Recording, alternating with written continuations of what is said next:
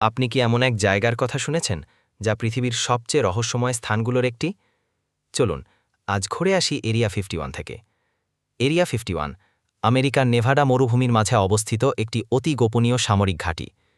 এটি যুক্তরাষ্ট্রের সরকার আনুষ্ঠানিকভাবে স্বীকার করে 2013 সালে। তার আগে পর্যন্ত এর অস্তিত্বই অস্বীকার করা হতো।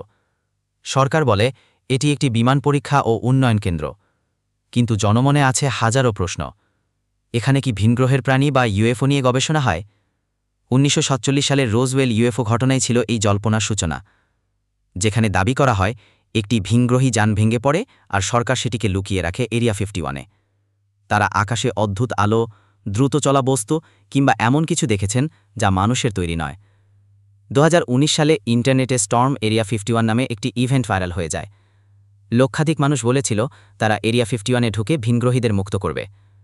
যদিও তা শেষ পর্যন্ত ছিল একটি মজা, কিন্তু এতে প্রমাণ হয় মানুষের কৌতূহল কতটা তীব্র। গোটা এলাকা আজও চরম নিরাপত্তায় ঘেরা। অনুমতি ছাড়া এক পায়ে গেলেই আপনি পড়বেন ফেডারেল আইনের ফাঁদে। তো বন্ধুরা, সত্যি কি সেখানে ভিনগ্রহীদের অস্তিত্ব আছে, নাকি সবই বিজ্ঞানের উন্নয়নের পর্দার আড়ালের গল্প? আপনার কি মনে হয়? কমেন্টে জানাতে ভুলবেন না।